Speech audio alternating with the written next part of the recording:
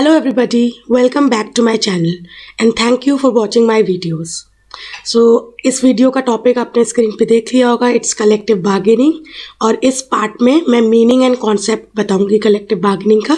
ये जो टॉपिक है ये दो पार्ट्स में मैं कंप्लीट करूंगी and it's a requested video. So I hope जिसने भी कलेक्टिव बार्गेनिंग के लिए मुझसे पूछा था, आपको ये जो मेरा समझाना है, एक्सप्लेन करना है, वो आपको अच्छे से समझ में आए। और इस वीडियो को स्टार्ट करने से पहले मैं बता दूं कि अगर आप लोग मेरे चैनल पे न्यू हैं then please subscribe to my channel and press the bell icon, ताकि जब भी मैं न्यू वीडियो अपलोड करूं आपको सबसे पहले अपडेट मिले। एंड अगर आप लोग ऑलरेडी सब्सक्राइब कर चुके हैं मेरे चैनल को then thank you so much. And if you are finding my channel helpful, then please share my videos with your friends. So let's start with its meaning. So let's start with the origin and meaning. अच्छा, एक simple language में पहले आपको collective bargaining का मतलब बता देती हूँ। सी कलेक्टिव बार्गेनिंग जो है वो दो वर्ड से मिलके बनती है, एक कलेक्टिव एक बार्गेनिंग। ठीक है, अभी कलेक्टिव का मतलब भी हमको पता है, बार्गेनिंग का मतलब भी हमको पता है। अगर हम इंडिविजुअल वर्ड्स की बात करें तो कलेक्टिव जहाँ पर यूज़ हो रहा है तो जाहिर सी बात है वहाँ ग्रुप्स होंगे, ग्रुप ऑफ पीपल होंगे। तो अगर ग्रुप ऑफ पीपल हैं तो वो कौन से ग्रुप हैं? Since collective bargaining is associated with some trade business, तो यहाँ जो दो ग्रुप्स ऑफ पीपल हैं वो होंगे एम्प्लॉयर्स एंड एम्प्लॉयज़ या workers and their association obviously. और बार्गेन का मतलब है नेगोशिएट करना। अभी नेगोशिएट जो होगा तो वो क्या होगा? अगर हम कॉमन सेंस लगाए तो जाहिर सी बात है, क्योंकि किसी पर्टिकुलर ट्रेड और बिजनेस के लिए नेगोशिएशन या बार्गेनिंग हो रही है तो जाहिर सी बात है wages, salary, terms and conditions and rules and regulation से रिलेटेड जो मैटर्स हैं वही सब नेगोशिएट होगा, राइट?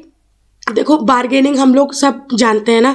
हम लोग क्या करते हैं बार्गेनिंग, अगर मैं बहुत ही सिंपल लैंग्वेज में बात करूं, जैसे हम किसी भी शॉप में जाते हैं, चाहे वो वेजिटेबल्स की शॉप हो या एनीवेज हम कुछ शॉपिंग करने जाते हैं, तो हम लोग क्या करते हैं, हम नेगोशिएट करते हैं ना। हम जो हमारे सामने सेलर होता है वो अपना कुछ प्राइस सामने रखता है कि I am offering certain product in this price. अभी हमको वो प्राइस पसंद नहीं है तो हम क्या कर रहे हैं, हम उसको अपना प्राइस बता रहे हैं कि नहीं भैया आपने 200 रुपीज़ लगाए इस पर्टिकुलर प्रोडक्ट के, नहीं मुझको 200 में नहीं, मुझे 150 में चाहिए या 100 में चाहिए, जो भी प्राइस है। तो उन्होंने अपना पॉइंट रखा, मैंने अपना पॉइंट रखा, तो ये क्या हो रहा है, अपने हम बात रख रहे हैं, राइट? ये मैं आपको बहुत सिंपल लेमैन लैंग्वेज में समझा रही हूँ। अभी मैं जो कलेक्टिव बार्गेनिंग है उस पर भी आऊँगी। अभी मैं बस ये देखना, अब मैं ये बताने की कोशिश कर रही हूँ कि बार्गेनिंग क्या होती है, सिंपली नेगोशिएशन क्या होता है। जो सेलर है उसने अपना प्राइस रखा, मैंने अपना प्राइस रखा, तो हम लोग ऐसे नेगोशिएट करके एक कॉमन प्राइस पे पहुंचते हैं। ऐसा प्राइस जिससे उस सेलर को भी नुकसान ना हो और मेरा भी नुकसान ना हो। नुकसान इन द सेंस, वो जो सेलर है उसने जिस भी कॉस्ट में वो प्रोडक्ट खरीदा होगा होल सेलर से, एटलीस्ट वो उससे कम प्राइस में तो देगा नहीं हमको। उसको ऐसा प्राइस तो वो भी नहीं एक्सेप्ट करेगा जिसमें उसको लॉस हो रहा हो, राइट? और ऐसा प्राइस हम भी ऑफर नहीं करना चाहेंगे जो हमको महंगा पड़े। अब ये तो बहुत ऑब्वियस चीज़ है। तो ऐसा जब नेगोशिएशन या बार्गेनिंग होती है तो बार्गेनिंग करके अपनी बातों को सामने रख के हम एक ऐसे नतीजे पे पहुंचते हैं जहां पर जो सिचुएशन है वो विन विन सिचुएशन हो, दोनों पार्टीज कहीं ना कहीं सेटिस्फाइड हो जाए विद द रिजल्ट, जो बार्गेन या नेगोशिएशन के बाद जो रिजल्ट आया है। यही प्रोसेस सेम यही प्रोसेस अगर हम as a trade union and as management association करते हैं तो उसको कलेक्टिव बार्गेनिंग करते हैं। डिफरेंस यही है कि यहाँ वेजेस नहीं, केवल वेजेस के अलावा भी बहुत ज़्यादा कुछ मैटर्स हैं जिसके बारे में बार्गेनिंग होती है। कलेक्टिव बार्गेनिंग एक बहुत इम्पॉर्टेंट टूल है जिसकी हेल्प से इंडस्ट्रियल रिलेशंस का जो पूरा मतलब इंडस्ट्रियल रिलेशंस बहुत पीसफुल हो सकता है, हार्मनी में हो सकता है। जो उस पर्टिकुलर ऑर्गेनाइजेशन का जो पूरा एनवायरनमेंट है वो पीसफुल हो सकता है। अभी डिस्प्यूट कब अराइज होते हैं? डिस्प्यूट तब अराइज होते हैं जब सामने वाली पार्टी ने अथॉरिटेटिवली आर्बिट्रेरीली क्या करा, अपनी बात रख दी, अपना एक रूल बना दिया, और उसने दूसरी पार्टी जिसके लिए प्रोबेबली वो रूल बन रहा है उससे पूछा भी नहीं, उससे कंसल्टेशन भी नहीं करा। तो तब क्या होता है, ग्रीवेंसेस, कॉन्फ्लिक्ट्स अराइज होते हैं। कॉन्फ्लिक्ट्स फिर जब ज़्यादा उसको उन कॉन्फ्लिक्ट्स को ज़्यादा ध्यान में ना दिया जाए, उनके ऊपर काम ना करा जाए, तो वो डिस्प्यूट का कहीं ना कहीं एक पिक्चर फॉर्म कर लेते हैं। तो इन्हीं जो डिस्प्यूट्स हैं, ये जो डिसरप्शन होता है इंडस्ट्रियल रिलेशंस में, जो दोनों पार्टीज़ हैं, वर्कर्स हैं, एम्प्लॉयज़ हैं या एम्प्लॉयर्स हैं, उन दोनों के रिश्तों में जो डिसरप्शन पैदा होता है, एक जो डिस्प्यूट कॉन्फ्लिक्ट का माहौल पैदा होता है, डिफरेंसेस ऑफ ओपिनियंस का माहौल पैदा होता है, जिससे प्रोडक्टिविटी या प्रोडक्शन कहीं ना कहीं हैम्पर होता है। तो इन्हीं सब चीज़ों को कम करने के लिए, या ये सब चीज़ें ना हो, इसके लिए कलेक्टिव बार्गेनिंग बहुत ही इम्पॉर्टेंट टूल है। उससे क्या होगा, हम जो मैनेजर्स हैं या मैनेजमेंट है, उसको जो करना है, जो वो रूल बनाना चाह रही है, या सिंपली जो वो वेजेस ऑफर कर रही है, वो वेजेस को लेके सामने वाली पार्टी के सामने आए कि भैया, अगर suppose for that matter dispute arise हो भी गया है, चलो ठीक है, तो जब डिस्प्यूट अराइज हो जाता है तो उसको भी तो कहीं ना कहीं एक सब म्यूचुअली सामने आके उसको भी तो हैंडल किया जा सकता है। एक अगर ग्रीवेंसेस हो रहे हैं, अगर कॉन्फ्लिक्ट अराइज हो गया है, तो ऐसा नहीं है कि कॉन्फ्लिक्ट को डिस्प्यूट बनते देखे जाना इज़ वेरी, मतलब ये है कि जो मैनेजर्स हैं वो क्या कर रहे हैं, अगर कॉन्फ्लिक्ट है, उनको लग रहा है डिफरेंसेस ऑफ ओपिनियन हो रहे हैं, या ऐसे कुछ चीज़ें हैं जिससे उनके वर्कर्स खुश नहीं हैं, तो भी वो उस पर ध्यान नहीं दे रहे हैं। अगर ऐसा होगा तो जाहिर सी बात है प्रोडक्शन हैम्पर करेगा, जो पूरी एक्टिविटीज़ है बिजनेस की, ट्रेड जो एक्टिविटीज़ है वो कहीं ना कहीं रुक जाएंगी, स्लो हो जाएंगी, उससे इवेंचुअली मैनेजमेंट का ही नुकसान होना है। तो बेटर है कि उसको देख लिया जाए, जो कॉन्फ्लिक्ट्स हैं, डिफरेंसेस ऑफ ओपिनियंस है, जो कहीं ना कहीं मन मुटाव चल रहा है, वर्कर्स के अंदर कहीं ना कहीं एक नेगेटिव इमेज बन रही है, तो उसको भी अगर देखना है तो उसके लिए भी तो कलेक्टिव बार्गेनिंग बहुत इंपॉर्टेंट टूल हो जाता है। अब कलेक्टिव बार्गेनिंग क्या है, दोनों पार्टी सामने आएंगी, अपना बात रखेंगे, अपनी बात रखने के लिए। अब कभी कभी ऐसा होता है कि हम किसी एक पोजीशन पे पहुंच जाते हैं, जो पोजीशन विन विन सिचुएशन होती है, दोनों ही अग्री कर रहे हैं उस पर्टिकुलर सोल्यूशन से, और जो मुद्दा है वो बहुत ही पीसफुली हैंडल हो जाए। कभी कभी ऐसा होता है कि one has to step back, compromise करना पड़ता है, कुछ सिचुएशंस ऐसी होती हैं, किसी एक को ही जीतना पड़ेगा और दूसरे को हारना पड़ेगा, विन लूज सिचुएशन भी हो सकती है। तो ये सब जो है, जो नेगोशिएशंस होते हैं, इसी को हम कलेक्टिव बार्गेनिंग बोलते हैं। आई होप आपको ये छोटा सा जो ले मैनिंग लैंग्वेज में मैंने आपको एक चीज़ समझाई थी वो आपको समझ में आई होगी। अभी हम देखते हैं कि इसका ओरिजिन कहाँ से हुआ। देखो, इसके ओरिजिन का क्रेडिट जाता है सिडनी एंड बेट्रिस वेब को, जो कि एक बहुत पॉपुलर हिस्टोरियंस थे, जिन्होंने ये कहीं ना कहीं ये कॉन्सेप्ट लेके आए थे। और इसी वजह से जो ग्रेट ब्रिटेन है उसको होम ऑफ कलेक्टिव बार्गेनिंग भी कहा जाता है। Why home? क्योंकि यहीं से इस कॉन्सेप्ट का ये कॉन्सेप्ट स्टार्ट हुआ था, बिगनिंग हुई थी। और कभी कभी ये क्वेश्चन पुट अप हो जाता है, नियर फ्यूचर में तो नहीं हुआ है, बट अगर हम प्रीवियस ईयर के क्वेश्चंस उठा के देखें नेट के 2012, 13, 14 वाले, तो उसमें एक आध बार ये क्वेश्चन आया है कि which country is known as the home of collective bargaining. रही बात यूनाइटेड स्टेट्स की, तो यूनाइटेड स्टेट्स में इस टर्म को, इस फ्रेज को, इस प्रोसेस को लाने वाले जो शख्स थे, उनका जो नाम है वो है सैमुअल गॉम्पर्स। उनको ये क्रेडिट मिलता है। तो सैमुअल गॉम्पर्स की अगर बात करें तो उन्होंने जो ये कलेक्टिव बार्गेनिंग है यूएसए में स्टार्ट करी थी, लेकिन ऑल ओवर द वर्ल्ड अगर बात करें तो स्टार्टिंग जो बिल्कुल बिगिनिंग पॉइंट था वो कलेक्टिव बार्गेनिंग का ग्रेट ब्रिटेन से हुआ था with the help of Sidney and Beatrice web.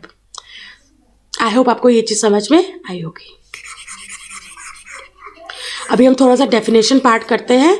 Definition part इतनी इंपॉर्टेंट नहीं है अगर मैं एग्जाम पॉइंट ऑफ व्यू से बात करूँ, बट स्टिल आपको ये जान लेना ज़रूरी होता है कि डिफरेंट लोगों ने किस टाइप से इस चीज़ को डिफाइन करा है। The Webbs define, when I am saying Webbs it means these both.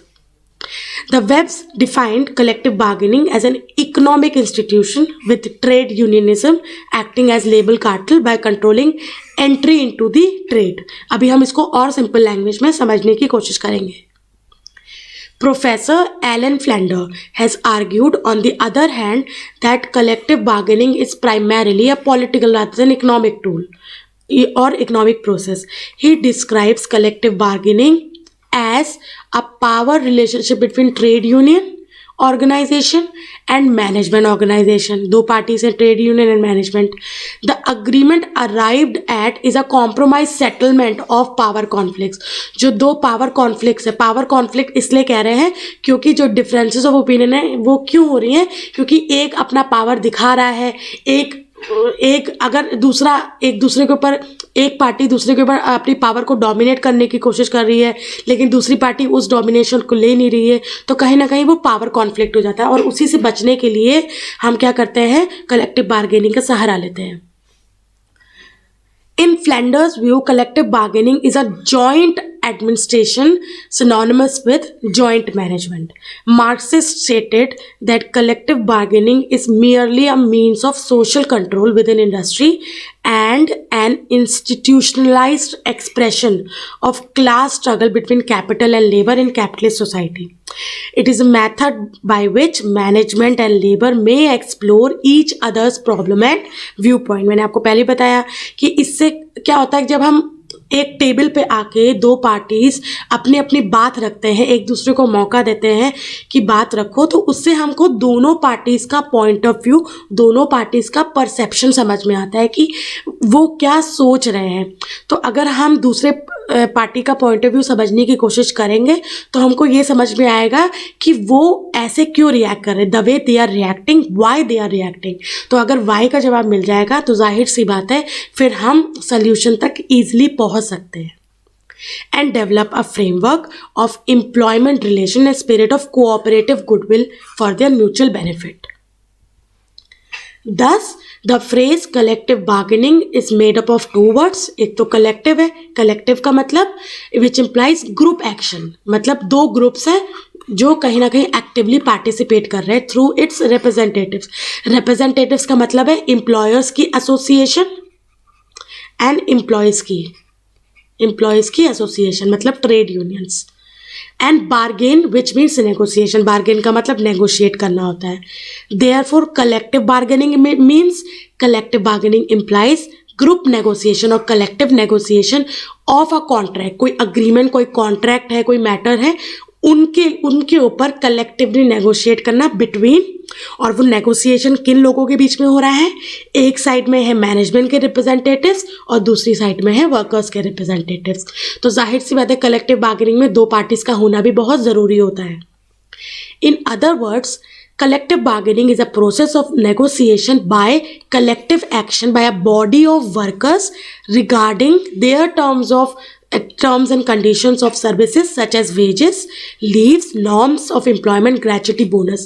तो जैसा मैंने आपको बताया कि केवल वेजेस ही नहीं, वेजेस के अलावा भी बहुत सारी जो टर्म्स एंड कंडीशंस होती हैं related to employment as well as non employment. कभी कभी ऐसा भी होता है कि टर्मिनेशन कर दिया है या रिट्रेंचमेंट हो गया है, कोई गलत वे में हुआ है, तो उसके लिए भी अगर कोई म्यूचुअल नेगोशिएशन हो रहा है तो वो भी कलेक्टिव बार्गेनिंग का ही कहीं ना कहीं परव्यू के अंदर आता है। देन ग्रेचुटी से रिलेटेड, बोनस रेज करना है उससे रिलेटेड, ग्रेचुटी मिलनी चाहिए नहीं मिलनी चाहिए उससे related, other than monetary things जो नॉन मॉनेटरी थिंग्स हैं जैसे कि सेफ्टी मेजर्स कितने हैं, कितने और होने चाहिए, क्या मॉडिफिकेशन लाने चाहिए जो प्रीमाइसिस है उसमें, लीव्स विद वेजेस का जो भी नॉर्म्स रूल्स एंड रेगुलेशंस हैं वो, मैटरनिटी लीव्स हो गई या सिक लीव्स हो गई, उससे रिलेटेड जितनी भी टर्म्स एंड कंडीशंस है बेसिकली जो एम्प्लॉयमेंट एंड नॉन एम्प्लॉयमेंट से रिलेटेड है, तो वो सारी हम लोग कलेक्टिव बार्गेनिंग से नेगोशिएट करते हैं। इट्स ऑब्जेक्ट, किसका ऑब्जेक्ट? कलेक्टिव बार्गेनिंग का जो पर्पस है वो क्या है? To harmonise the industrial relation. जैसा कि मैंने आपको बताया कि इंडस्ट्रियल रिलेशंस अच्छे हों, हार्मनी में हों, कॉर्डियल हों, यही एकमात्र ऑब्जेक्टिव होता है कलेक्टिवली बार्गेनिंग करने का। अगर जो दो पार्टीज हैं वो अपने ही चीज़ पे अड़ी रहेंगी या डिस्प्यूट अराइज होता रहेगा, कॉन्फ्लिक्ट चलते रहेंगे, ना ये हटेगा अपनी बात से ना दूसरा हटेगा, तो जाहिर सी बात है इंडस्ट्रियल रिलेशंस जो है वो डिस्टर्ब होंगे, हार्मनी टूटेगी, पीसफुलनेस चली जाएगी।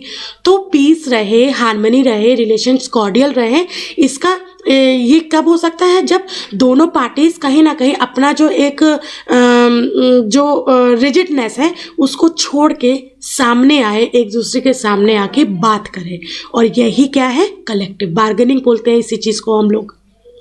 व्हेन आई एम सेइंग बात करें तो मतलब इक्वल फुटिंग है। इक्वल फुटिंग का मतलब है when two groups come together for negotiation, it means वो कहीं ना कहीं इक्वल है, कोई नीचे और कोई ऊपर नहीं है, वहाँ पर सब दोनों एक इक्वल स्टैंड पे खड़े होके अपनी अपनी बातों को रख के नेगोशिएशन कर रहे हैं।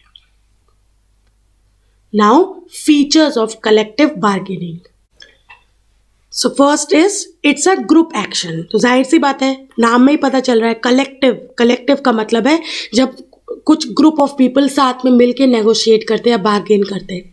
It's flexible and mobile and not fix. तो रिजिड नहीं है, फ्लेक्सिबल है। अगर एक बात में नहीं फिक्स हो रहा है तो कुछ और सेकेंड ऑल्टरनेट ऑप्शन रखते हैं, ऑल्टरनेट सोल्यूशंस पे आते हैं, तो फ्लेक्सिबल है, रिजिड नहीं है।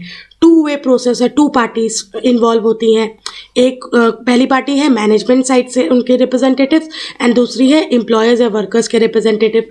कंटिन्यूअस प्रोसेस है, ऐसा नहीं कि एक बार सेट हुआ कोई रूल, उसके लिए कलेक्टिवली बार्गेन करके एक रूल सेट कर दिया, एक नॉर्म सेट कर दिए, बस हो गया, उसके बाद उसी पे चलते रहे। नहीं, जैसे टाइम आता रहता है, टाइम चेंज होता है, वैसे वैसे रूल्स और जो नॉर्म्स बने हैं वो कहीं ना कहीं आउटडेटेड होते रहते हैं। तो टाइम के साथ साथ हर न्यू चीज़ को कैसे अडेप्ट करना है, तो उसके लिए जो कलेक्टिव बार्गेनिंग का जो एक टूल है, एक मेजर है, वो कंटिन्यू रहता है।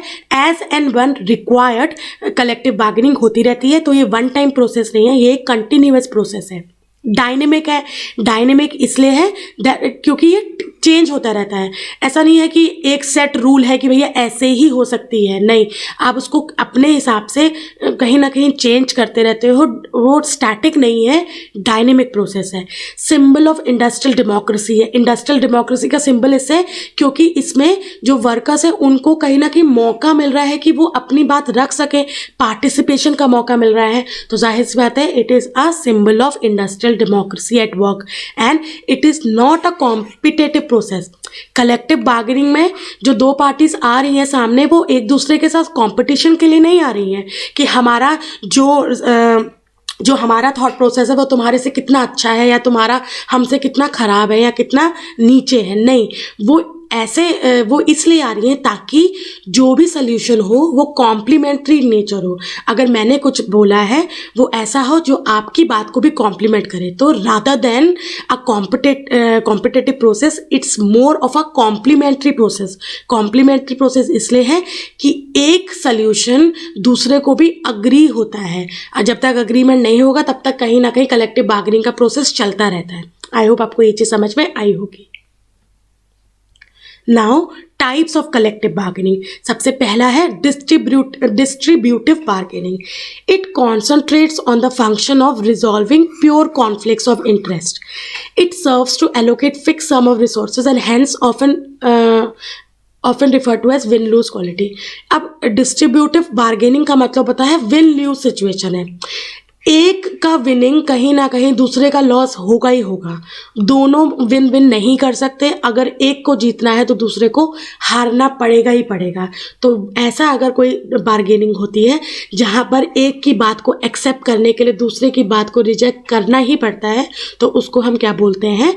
Distributive bargaining.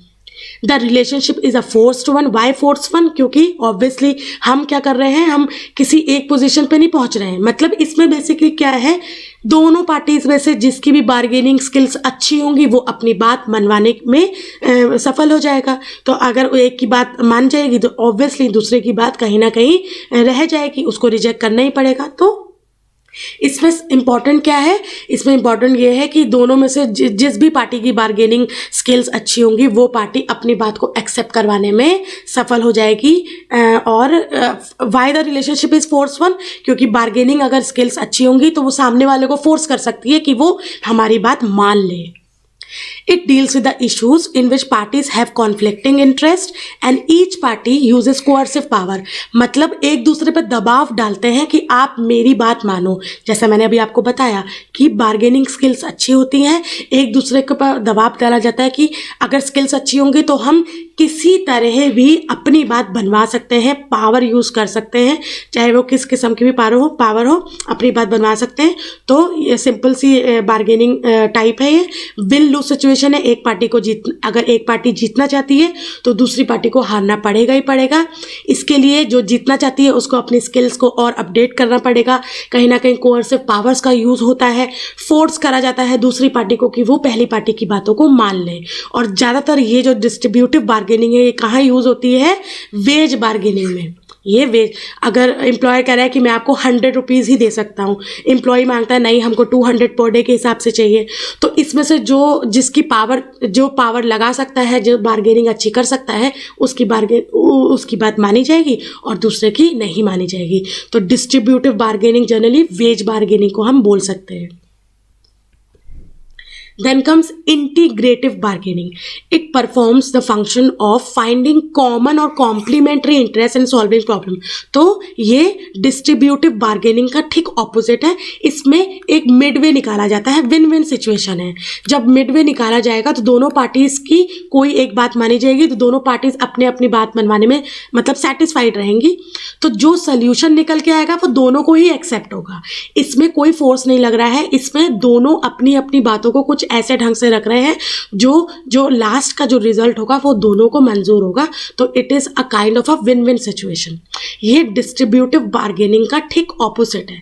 उसमें क्या था, एक को जीतने के लिए दूसरे को हारना पड़ेगा तभी बात बन सकती है। फोर्स लगा के स्किल्स अच्छी करके दूसरे वाली बात को रिजेक्ट करके अपनी बात कैसे भी बनवानी है तभी ऐसा हो सकता है। लेकिन इंटीग्रेटिव में क्या है, आप एक दूसरे को साथ लेके चल रहे हो, कॉम्प्रोमाइजिंग सिचुएशन में आ रहे हो। हम अपनी बात तो अगर हमारा बात ये है, अगर हम चाह रहे हैं कि 100 रुपीज़ का हो और सामने वाला 200, अगर हमको नहीं मानना है 200 तो हम 100 पे भी नहीं टिक रहे हैं। हम क्या कर रहे हैं, हम उनके नज़दीक जाने की कोशिश कर रहे हैं। चलो ठीक है, जैसे कि आप भी 50 रुपीज़ कम पे आ जाओ, हम भी 50 रुपीज़ बढ़ा देते हैं तो 150 पे हम सेट कर लेते हैं। तो इससे क्या हो रहा है, इससे दोनों को ही सेटिस्फैक्शन मिल रहा है कि जहां मैं झुका हूं थोड़ा वहां सामने वाला भी झुका है। तो ये क्या है, it is a integrative bargaining. Example क्या है, प्रोडक्टिविटी बार्गेनिंग का जो एग्जाम्पल है उसको हम इंटीग्रेटिव बार्गेनिंग में ऐड कर सकते हैं।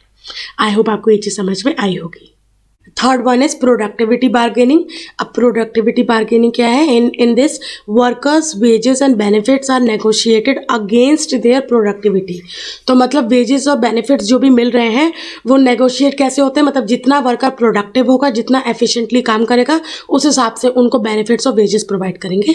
तो वर्कर्स को जो भी वेजेस या बेनिफिट्स मिलने हैं वो वर्कर्स की ही प्रोडक्टिविटी पे बेस्ड होंगे। तो नेगोशिएशन कुछ ऐसे होता है।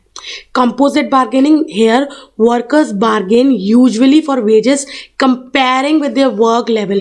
मतलब इसमें जो वेजेस से रिलेटेड बार्गेनिंग या नेगोशिएशन हो रहा है वो किस ग्राउंड्स पे हो रहा है कि उनके जो वर्क कंडीशंस है उसको देखा जा रहा है, किस टाइप के एनवायरमेंटल हजार्ड्स पे वो काम कर रहे हैं, उनका जो लेवल है वो कैसा है, तो उसके अकॉर्डिंग उनके वेजेस सेट होते हैं। आई होप आपको ये जो टाइप्स ऑफ बार्गेनिंग है वो समझ में आई होगी। एंड अगर तब भी आपको कोई प्रॉब्लम हो after watching this video, obviously you can ask me any time in comment section and also you can join my Telegram group and channel. So this was it for this part. I hope आपको collective bargaining जो मैंने समझाया easy language में वो समझ में आया होगा। एंड मैं इसके बाद एक और पार्ट लेके आऊँगी जिसमें मैं मॉडल्स वगैरह डिस्कस करूँगी। Till then keep learning and please subscribe to my channel. Bye bye.